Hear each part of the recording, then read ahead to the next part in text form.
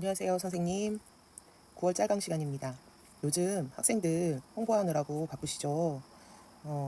우리가 또 좋은 학생들을 모집해서 또 잘 가르치는 게 또 임무고, 또 전공 선생님들은 너무 아이들을 잘 가르쳐서 또 사회에 훌륭한 아이들로 만들어서 배출 이렇게 내보내고 계시더라고요. 그래서 너무 대단하다 이런 생각이 들면서, 그럼에도 불구하고 대체로 우리 학교에 오는 아이들, 학생들이 중학교 때 너무나 이제 그 무기력하고 또 방치되고 한 아이들이 오는 경우가 많아서, 또 이 아이들을 어떻게 하면 그 학습 동기를 끌어내서 우리가 또 훌륭한 청년들로 만들 것인가를 고민하지 않을 수가 없더라고요. 그래서 저 같은 경우는 이제 1학기 때 굉장히 많이 어떻게 하면 이 무기력한 아이들을 수업에 끌어들일까를 고민했는데, 사실은 답은 없었어요.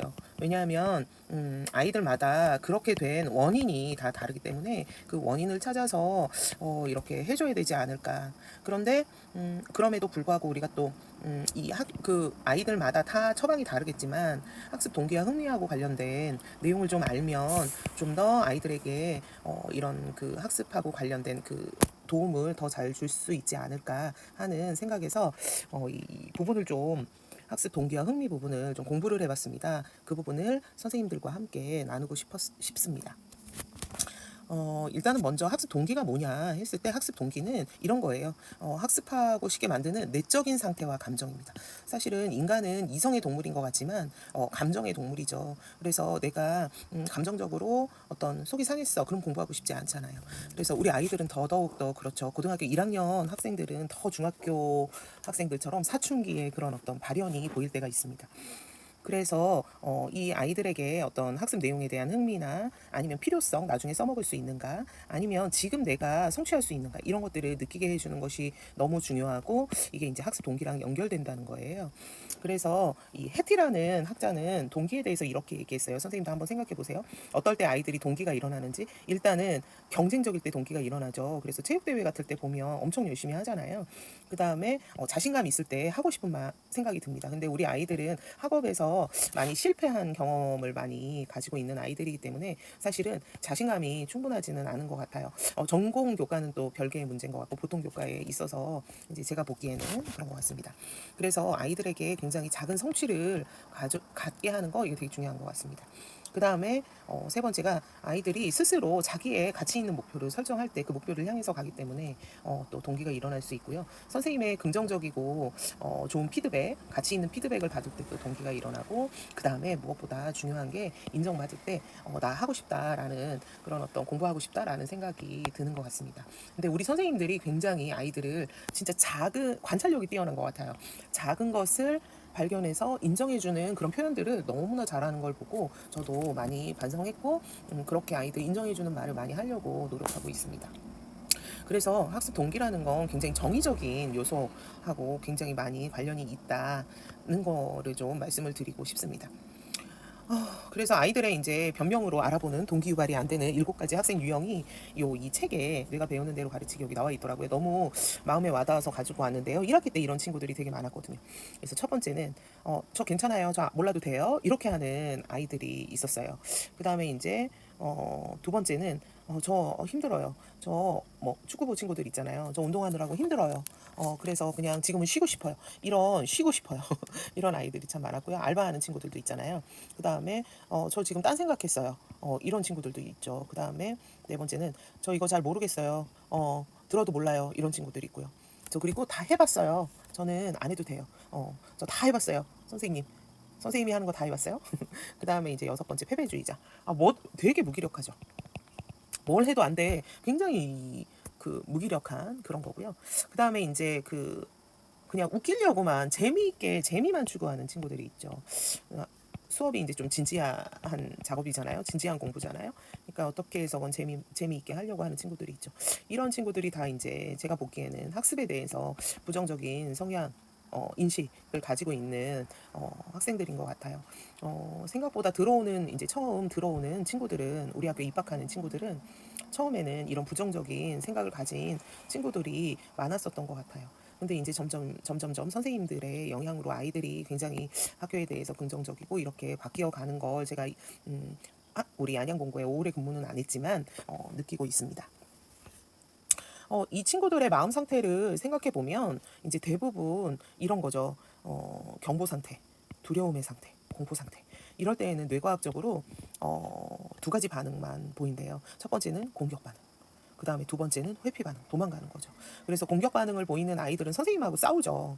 선생님이 이거 해라 했을 때 막 선생님을 공격하고 막 이렇게 하는 친구들이 머릿속에 있는 친구들이 있으시죠. 그 다음에 이제 두 번째는 회피 반응, 위축되고 무관심하고 엎드려 자고 뭐 안 하려고 하고 딴짓하고 이런 경우가 있습니다. 그래서 이게 지금 이 세 가지는 이런 세 가지 마음 상태는 정말 너무나 학업 공부하기에 너무 어려운 상태고 이 아이들을 어떻게 해서건 부정을 긍정으로 바꾸는 그런 필요가 있어 보여요. 그나마 좀 괜찮은 아이들이 각성하고 경계하는 상태의 아이들이죠. 이런 아이들은 왜 공부를 하냐면 외적인 보상을 위해서 공부하는 아이들이죠. 보통 우리 학교에는 많이 없는 것 같아요. 그냥 안 하면 안 하지 외적 보상을 위해서 공부하는 아이들은 별로 많지 않은 것 같고 이런 아이들은 인문계에 많은 것 같습니다. 여기 보면 그 점수를 위해서 공부하는 그런 아이들이에요. 네네네. 우리 아이들도 40점을 넘기 위해서 고교학점제에서 이제 그 학점 이수의 그 기준 40점을 넘기 위해서 공부를 하기는 해요. 음, 그러면 우리가 아이들이 어떤 마음 상태가 됐으면 좋겠냐면 이런 마음 상태가 됐으면 좋겠죠. 차분하고 몰입한 상태. 그래서 이런 상태는 정말 다양한 유형의 고등사고력에 접근할 수가 있고 공부를 많이 하지 않은 사람도 이런 상태에 있으면 고등사고력에 접근할 수 있습니다. 배경 지식이 많지 않아도. 그리고 이런 친구들은 장기 목표를 계획하고 자기의 감정을 자기 조절을 하면서 목표로 천천히 가는 장기 목표를 가지고 있죠. 그래서 우리 애들이 선생님들이 참 이런 상태로 아이들을 만드는데 굉장히 많이 노력하고 있다라는 생각이 듭니다. 그렇다면 마음 상태와 동기부여의 관계는 어떤가? 이런 것도 다 연구를 해놨더라고요. V형 접근법이 있는데요. 일단은 아까 여기에서 말했던 경보, 두려움, 공포 상태의 아이들은 마음 상태에 1과 2인 경우가 많습니다. 여기에 해당되는 경우가 많습니다. 일단은 최악의 상태는 두려움과 위협, 뭐 이런 생존의 상태를 가지고 있는 아이들이에요. 그 다음에 이제 두 번째는 수능은 해요. 그런데 그냥 따라하는 거예요. 선생님 지시에 따라서. 왜냐하면 복종의 마음이 있거든요. 권위 있는 사람에 대해서 복종하는 상태이기 때문에 그렇죠. 그래서 마음 상태 1, 2 같은 경우는 내가 졸업을 하기 위해서 학교에 수능해야지 하기 때문에 얘네들은 그냥 지시사항만 따라요. 그래서 성장이나 발전이 별로 크지가 않아요. 왜 마음에서 우러나오지 않기 때문에. 근데 이제 이 경계를 뛰어넘어서 R을 깨고 나오면 마음 상태 3으로 넘어가는데 이때는 사회적인 필요. 그래서 우리 아이들이 취업이나 뭐 이런 필요에 의해서 공부를 하는 경우가 있죠. 그래서 사회적인 필요에 의해서 그런 협력 해야 돼라는 동기부여가 되는 경우입니다. 여기서 이제 더 나아가면 4, 5, 6 상태로 가는데 너무 교육이 잘 되는 상태죠. 그래서 우리가 아이들을 이제 마음 상태 4, 5, 6 상태로 만들어 가고 아이들이 그래서 이제 학업에 대한 동기부여가 된다면 참 좋겠다 이런 생각이 들고요. 또 제가 느끼는 거는 이제 아이들이 전공에 대해서는 동기부여가 되어 있는 경우가 되게 많아요. 근데 이제 보통 교과에 대해서는 동기부여가 되어 있지 않은 경우가 또 상당수 있습니다. 전공 교과에 대해서는 아이들이 필요하다고 느끼는 것 같아요. 죄송합니다. 필요하다고 느끼는 것 같아요. 근데 보통 교과는 배울 필요가 없다고 생각하는 것 같아요. 근데 이제 전공 선생님들한테 부탁드리고 싶은 말씀은 사실은 보통 교과는 삶을 살아가는데 필요한 교과거든요. 아이들이 삶을 살아갈 때 이 마음 근력을 단단하게 해주는 교과고 그 다음에 이제 좀 더 세련된 삶을 살 수 있도록 도와주는 교과이기 때문에 보통 교과도 열심히 해야 된다라는 말씀을 꼭 아이들한테 좀 세뇌시켜 주셨으면 좋겠습니다. 그래서 결론은 아이들이 인지적인 학업을 하기 전에 정서적인 안정이 먼저다라는 말씀을 드리고 싶고요. 그렇다면 이것을 수업에서 어떻게 활용할 수 있을까를 생각을 해보면 이제 수업 이제 들어가서 종치고 들어가서 수업 시작 전에 좀 클리어링 깨끗하게 이제 아이들 정서 상태를 깨끗하게 만드는 그런 시간을 확보하면 좋겠다라는 생각이 듭니다. 그래서 일단은 아이들에게 먼저 바로 수업 시작하는 것이 아니라 제가 이렇게 했어요. 바로 수업을 시작했었는데 수업 준비를 기다려주고 예를 들면 우리 아이들은 핸드폰 게임을 하고 있는 경우가 많잖아요. 근데 어떤 반에 들어갔더니 선생님 1분 30초만요. 뭐 이렇게 얘기하더라고요. 게임 끝나는 시간까지 1분 30초 걸리는 거예요. 처음에는 그거 허용을 하지 않았었어요. 근데 이제 그거 허용을 해주니까 아이들이 그래도 선생님이 우리 친구들이 우리들의 마음을 이해한다라고 생각하는지 좀 이제 제 쪽으로 넘어오는 걸 느꼈거든요. 그 다음에 이제 수업 준비할 때까지 기다려주고, 그다음 그 두 번째는 이거는 이제 그 우리 아이들한테는 많이 해당되지 않은 건데 중학생들은 이게 필요해요. 마음이 항상 들떠있기 때문에 그 약간 마음을 가라앉히는 간단한 활동들이 필요한데, 저 같은 경우는 이제 명상이나 기본에 대해서 얘기하거나, 그러면 그 기부 명상을 한 1분 명상을 하는 거, 그다음에 기본에 대해서 이제 얘기를 하는 거는 부정적인 어떤 정서를 좀 버리자라는 거죠. 그래서 그런 어떤 부정적인 정서는 밖으로 내보내고 문 밖으로 내보내는 상상을 한다든지 뭐 이런 거를 했던 것 같습니다. 그다음에 이제 두 번째 제일 중요한 게 아이들의 존재를 인정하는 피드백을 하는 게 저는 우리 친구들한테, 안양공고 친구들한테 되게 필요한 것 같은데요. 일단은 아이들하고 눈 맞춤하는 거, 그다음에 이름 부르는 거 되게 열심히 하고 있는데 이름을 잘못 불러가지고 애들이 서운해하는 경우도 많이 있습니다. 저 같은 경우는요. 그래서 이런 아이들이 내 교실에 함께 있다. 아이들이 이제 그 열심히 참여는 하지 않더라도 그 친구가 너무 중요하고 소중한 존재다라는 걸 아이들한테 계속 사인을 보내고 텔레파시를 보내는 게 되게 중요한 것 같고, 그리고 이제 학업 과제는 이제 좀 존재 인정을 먼저 해주고 그 다음에 나중에 언급하는 거 필요한 것 같다라는 생각이 들고요. 그 다음에 이제 이런 친구들이 있잖아요. 결석하고 부재 중인 학생들, 이런 친구들이 있으면 어떻게 됐니? 안부 묻고 또 복귀하면 기억하고 지난 시간에 아파서 못 왔지? 뭐 이렇게 표현해 주는 거 되게 필요한 것 같습니다. 왜냐하면 아이들이 이 결석한 친구들한테도 관심이 별로 없더라고요. 왜 결석했는지. 그래서 그리고 이제 그렇게 그런 모습을 보여주면 우리 안양공고 선생님들은 내가 결석했을 때도 저렇게 관심이 있구나라는 걸 좀 알 것 같아요. 그래서 일부러라도 좀 관심을 갖고 안부를 물어주는 거 되게 필요하겠다. 그래서 저도 표현하는 거 잘 못하는데요. 이 친구들한테는 더 관심 갖고 표현하려고 노력하고 있습니다. 아이들은 진짜 표현하지 않으면 어른들의 마음을 잘 모르더라고요. 그래서 그런 표현하는 거 많이 하려고 노력합니다. 그 다음에 이제 제가 동기유발 전략 25가지라는 그 시그마 플러스에서 나온 책을 읽어보면서 되게 괜찮은 말들이 많아서 좀 가지고 왔는데요. 당연히 이제 뭐 1번부터 한번 선생님들 읽어보세요. 지금 잠깐 멈춤하고. 그래서 이제 인지적인 거하고 관련해 정서적인 부분 말씀드렸으니까 인지적인 부분하고 관련해서 주로 이제 말씀드리려고 해요. 일단은 학업하기 전에 인지적인 부분 들어가기 전에 사실 진짜 중요한 게 이건 것 같아요. 우리 아이들한테. 그 핸드폰 때문에 더 저는 1학기 때 실패했었거든요. 핸드폰을 아이들이 이제 걷어야 되는데 잘 내려고 하지 않아요. 쉬는 시간에 이제 놀다 보면. 그래서 아이들하고 명확한 규칙을 세우는 거, 왜냐하면 이 친구들이 그런 이제 자기를 통제하고 제어하는 자기조절 능력이 발달한 친구면 분명히 이제 그 학교에서의 규칙을 지킬 텐데 그렇지 않은 친구들은 잘 지키지 않더라고요. 그래서 이 부분이 굉장히 우리 많이 좋아졌다고 들었습니다. 근데 명확한 규칙, 근데 이 부분 이제 그 교실 수업에서 되게 명확한 규칙을 아이들한테 제시해주고 지킬 것을 요청하는 게 필요할 것 같다라는 생각이 듭니다. 그리고 이제 학습 목표를 명확하게 아이들한테 오늘의 목표가 뭔지를 알려주는 게 되게 필요하고요. 그 목표 달성했는지를 또 판단해주는 것도 필요한 것 같습니다. 그 다음에 평가. 우리 이제 과정 평가 많이 하죠. 수업하고 연계해서 수업이 곧 평가가 되는 그런 일회성 평가가 아니라 과정이 곧 평가가 되는 그런 수업이 이루어지면 좋겠다. 왜냐하면 우리 아이들이 공부를 많이 하지는 않지만 자기 스스로 혼자 공부를 인문계 아이들처럼 많이 하지는 않지만 사실은 점수에는 굉장히 관심이 많아 보여요. 그래서 이게 이런 수업이 좀 필요하겠다라는 생각이 들고요. 그 다음에 도전적인 학습 기회 제공하는 거, 이게 이제 우리 전공 교과에서는 굉장히 잘하는 건데요. 삶과 연계된 그런 이제 학습 기회를 제공하는 거, 아이들의 전공 교과는 아이들의 직업 생활하고 연계가 되어 있잖아요. 근데 이제 보통 교과는 그러하지 못해서 되게 삶과 연계하는 걸 고민을 굉장히 많이 하거든요. 그래서 이거 필요하겠다라는 생각이 들고요. 그 다음에 이제 관련 짓는 거, 이게 연결인데 뭐든지 연결 짓는 거 되게 필요하고요. 멀리 있는 것끼리 이렇게 연결 지을 때 창의성이 발휘가 된다고 합니다. 그래서 관련 짓는 거 뭐든 이렇게 두뇌를 그렇게 쓰는 거 되게 필요하다고 생각합니다.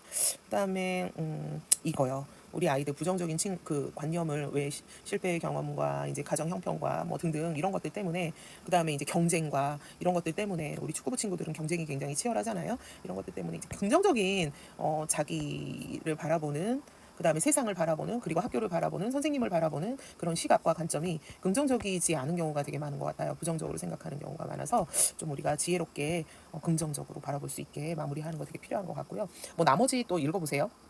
그다음에 이제 긍정성하고 관련해서 축하해 주는 거, 낙관성을 장려하는 거, 이거 되게 필요한 것 같습니다. 그다음에 이제 수업에서 선택의 기회 주는 거, 아이들한테 무조건 이렇게만 해가 아니라 아이들이 원하는 방향으로 선택의 기회를 제공하는 거 되게 중요한 것 같고, 그다음에 이제 학습 전중 후 자기 평가, 자기 피드백 하는 거, 그래서 KWL 차트 사용하는 거 되게 필요한 것 같습니다.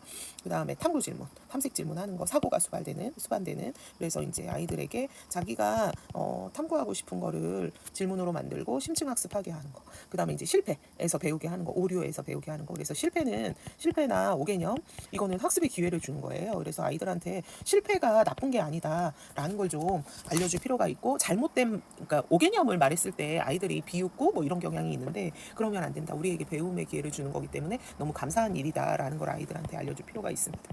그다음에 이제 이거 목표가 분명한 개입 활동을 펼치는 거. 이거는 약간의 이제 수준별로 아이들을 어떻게 다르게 가르칠 것인가, 개별화하고 관련된 내용입니다.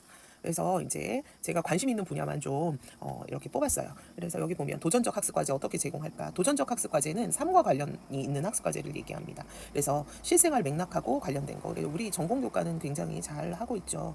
그래서 이 학습이 너한테 도움이 된다라는 메시지를 주는 거예요. 그래서 도전 과제를 가지고 공부를 할 때에는 심층 사고를 유발하기 때문에 시간이 오래 걸려요. 왜냐하면 실생활 맥락하고 관련지기 때문에 굉장히 복잡하잖아요. 그래서 시간이 오래 걸립니다. 이 심층 사고가 어렵게 배운다는 걸 얘기하는 게 아니라 실생활 맥락하고 연결되기 때문에 복잡하죠. 그래서 좀 더 깊이 생각할 수 있다라는 얘기고요. 그러기 위해서 교과서의 지루한 부분을 사용하지 말아라. 그래서 새로운 자료를 좀 흥미있고 재미있는 도전적인 자료를 찾아서 아이들한테 좀 제공할 필요가 있고, 활동지를 넘어선 학습이 필요하죠. 그래서 뭐 예를 들면 활동지에는 쓰지는 않지만, 뭐 예를 들면 뭐 지필평가를 준비한다.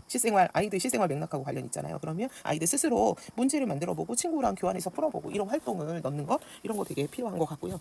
그 다음에 목표를 학생의 흥미하고 연결시키는 게 필요해요. 이게 이제 학생 주도성을 이끌어내는 방법인데, 예를 들면 학습 목표를 학생 흥미하고 연결 지어 본다면 선생님이 질문을 주는 것이 아니라 학생들이 질문을 만들어서 자기들끼리 그 질문에 대한 답을 한번 해보게 하는 거, 그리고 질문에 대해서 조사하고 토론하고 결론까지 맺게 하는 거, 이런 것들이 좀 필요해 보인다라는 거고, 그 다음에 이제 9번째가 연결 짓는 거거든요. 이 연결 짓기가 사실은 그 창의적인 생각하고 관련이 있어요. 그래서 학습하고 관련해서 크게 이제 모든 연결 지을 수 있지만 강제 결합법을 하면 되게 좋대요. 이게 창의성을 이끌어낼 수 있다고 하는데, 뭐든 좋지만 이제 수업하고 연결해서 좀 말씀을 드리면 학생 자기와의 연결고리를 만드는 거. 그래서 이 내용이 왜 중요하지? 나하고 어떤 관련이 있지? 그래서 이제 제가 2학기 때는 문학을 가르치는데 그 문학이 이런 질문을 애들한테 주고 그 나중에 논술형 평가를 한다고 했어요. 저희 문학 작품을 배우니까 문학이 나와 어떤 관련이 있는가. 물론 이제 이런 질문을 주고 아이들한테 논술형 평가를 학기 마지막에 이제 하기로 했는데, 그러니까 이제 아이들이 이걸 논술을 하기 위해서는 수업이 그렇게 진행이 되어야지 되겠죠. 그래서 아이들이 좀 문학 작품을 읽으면서 학교를 하더라도 문학 작품을 읽으면서 자기를 좀 풍요롭게 했으면 좋겠다라는 의도에서 이렇게 학생하고 관련되게 한번 질문을 만들어 봤는데요. 그래서 그 학습 내용이 왜 중요한지를 학생 스스로 이제 생각을 해보는 거죠. 그래서 예를 들면 이런 거예요. 개념 설명을 하기 위해서 학생 경험하고 연결시키는 거. 그래서 어떤 개념이 있으면 그 개념에 대해서 네가 어떤 경험이 있는지를 물어보는 거. 그 다음에 이제 이번에 제가 그 님의 침묵이라는 한용운의 시를 가르치면서 이제 뭐를 하게 했냐면 상상하게 했어요. 요즘 그 우리는 남학생들이 많고 그 이성 친구에 관심이 많잖아요. 그러니까 자기가 사랑하는 이성 친구를 상상하면서 이 시를 한번 읽어보게, 이해하게 했거든요. 이게 사랑시예요. 대부분의 시가 사랑시거든요. 그리고 노래도 사랑 노래가 많고. 그래서 한번 사랑하는 이성을 상상하면서 이 시를 한번 낭송해봐라. 읽어봐라. 이해해봐라. 이렇게 했더니 아이들 이해도가 진짜 너무 올라가서 저 깜짝 놀랐어요. 이 아이들이 잘 이해하더라고요. 그 다음에 이제 학생들의 흥미하고 연결시키는 거. 그래서 우리가 노래, 스토리, 축구, 전공하고 관련해서 이제 연결하는 작업이 특히 이제 보통 교과는 필요하겠죠. 이거 외에도 학생들의 흥미하고 연결 지을 수 있겠죠. 뭐 게임하고도 연결시킬 수도 있고, 아이들이 유튜버도 많더라고요. 유튜버나 뭐 유튜브 채널이나 유튜브 뭐 이런 매체랑 연결하는 거, 매체를 아이들이 잘 쓰니까 이런 것도 필요하겠죠. 그 다음에 이제 사회와 연결고리를 만드는 것도 필요해 보입니다. 그래서 우리는 너무 전공 교과가 사회하고 연결이 아주 잘 되어 있어서 좋고요. 그 다음에 학습 내용하고 관련해서 학교나 전 세계에 너희들의 삶이, 너희들의 생각이, 너희들의 행동이 좋은 선한 영향을 미칠 수 있도록 우리가 학습을 계획하는 거 되게 필요해 보입니다. 그다음에 이제 11번째가 그 흥미로운 활동과 지혜로운 그 마무리인데요. 이게 이제 학습에 대한 긍정적인 느낌을 주는 거예요. 그래서 아까 연결하기는 말씀을 드렸고, 그래서 이제 연결하기, 신나게 만들기, 축하하기, 이제 학습을 성공한 거를 축하하는 거예요. 그다음에 그 성공 기억하는 거. 그래서 여기에 이제 예를 들어 보면 뭐 전쟁에 대해서 배운다고 하면 여기 이제 그 오타가 났네요. 모든 전쟁은 사기다. 뭐 부당한 평화가 정당한 전쟁보다 낫다. 이런 토론 주제를 주고 이제 토론을 해본다든지 신나잖아요. 이런 경쟁식 토론은. 그 다음에 이제 궁금해하는 진술문을 만드는 거죠. 예를 들어서 뭐 과학 시간에 뭐 그런 광합성을 배운다고 하면 뭐 식물이 코끼리를 어떻게 먹는지 궁금하지 않니? 뭐 이런 동기를 유발하는 말도 안 되는 역설적인 코끼리가 식물을 먹지 왜 식물이 코끼리를 먹나? 이게 이제 그 생물의 순환을 얘기하는 거거든요. 식물의 그 순환 과정. 뭐죠? 생태계의 순환 과정인가요? 잘 과학을 몰라서. 뭐 그런 식의 어떤 말도 안 되는 이런 말을 하면 진짜 공부 못하는 학생조차도 그게 말이 돼요? 하면서 엎드려 있다가 일어난다고 하더라고요. 그다음에 이제 음악을 저는 요즘은 많이 활용하고 있고요. 그래서 그 시의 주제하고 관련된 노래 찾아보는 거 뭐 이런 것들 많이 하고 있습니다. 그다음에 짧은 글 활용하는 거, 그림책 같은 거 우리 아이들은 활용해서 수업하면 되게 좋죠. 왜냐하면 그 문해력, 읽기 능력이 좀 약해요. 이 친구들이 잘 못 읽어요. 그래서 이렇게 짧은 글을 읽게 하는 거. 그다음에 이제 저는 읽기하고 관련돼서 선생님들이 교과서를 좀 읽도록 하고 아이들이 좀 정리하게 하는 거 필요하겠다. 그러면 굉장히 많이 모든 선생님들이 교과서를 읽게 하고 정리하게 하면 많은 아이들이 정말 읽기 능력이 잘 이렇게 성장하는 걸 볼 수가 있거든요. 그래서 좀 필요하다라는 거고요. 유머 같은 거 활용하는 거 많이 하실 겁니다.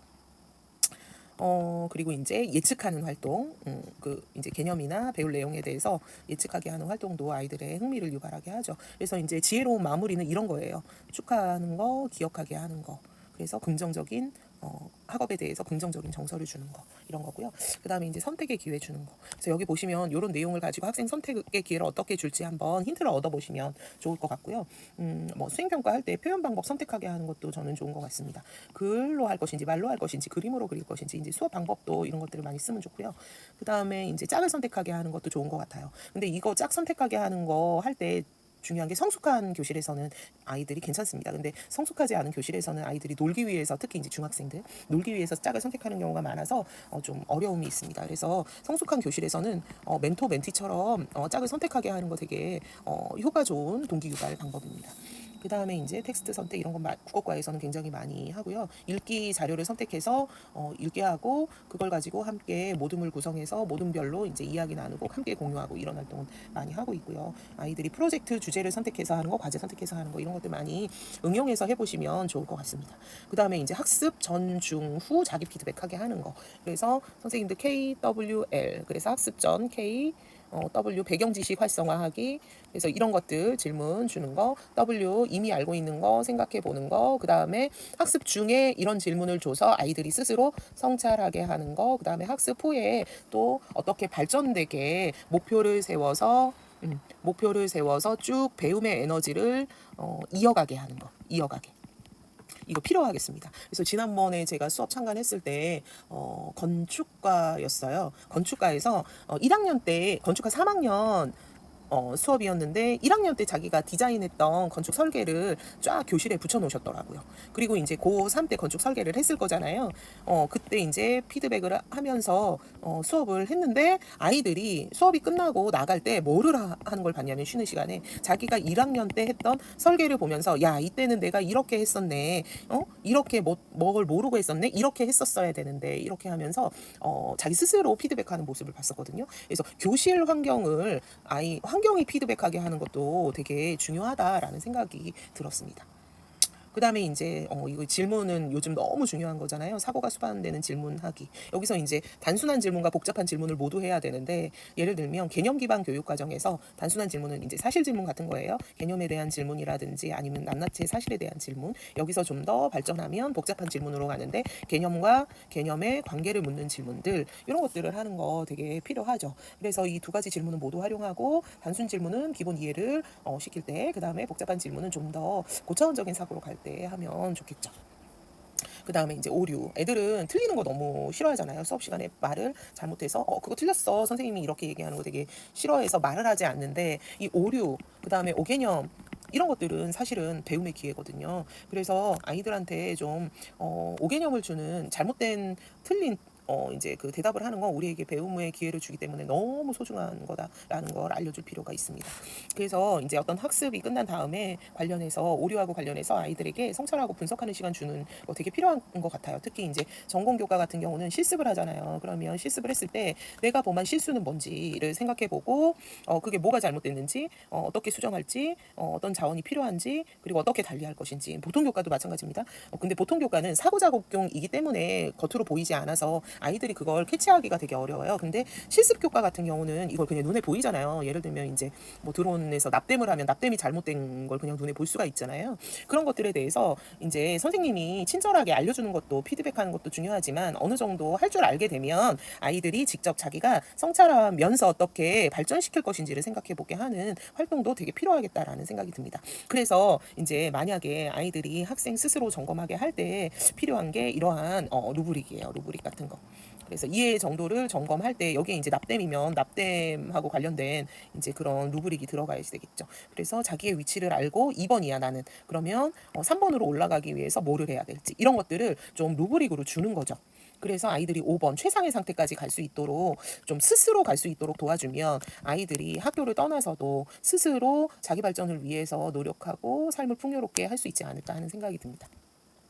그 다음에 이제 목표가 분명한 개입 활동을 우리가 이제 계획해서 주는 거예요. 여기 예를 한번 볼게요. 얘가 너무 잘 돼 있어서 이게 약간 이제 수준별의 그런 어떤 거하고 비슷한데요. 여기 지금 이제 고등학교 국어 개입 계획이에요. 그래서 이게 이제 어떤 내용이냐면 이제 논거 진술하고 이제 논증하는 글쓰기하고 논증하는 글쓰기, 논증하는 설명하기 하고 관련된 건데 이제 어떤 아이는 아주 기초적인 부분에서 어려움을 겪는 아이도 있고 조금 더 성장해서 그런 이제 그거보다는 좀 더 높은 차원에서 어려움을 겪는 아이도 있고 어떤 아이는 최상의 상태라서 좀 더 심화된 걸 알 필요가 있잖아요. 그래서 이런 식으로 어떤 아이가 어떤 학습이 필요한지를 좀 파악을 하고 이렇게 개입 활동을 하도록 도와주는 거죠. 이렇게 활동 내용을. 그래서 아이들이 스스로 할 수 있게 이런 그 개입 활동 계획을 보고 아이들이 스스로 할 수 있게 좀 우리가 수업을 짜면 좋겠다 하는 생각이 들었어요. 저도 여기까지는 개별적으로 이렇게 하는 활동까지는 해보지는 않았는데 이렇게 우리 아이들 가르치면 좀 더 성장하는데 개별화 수업이죠.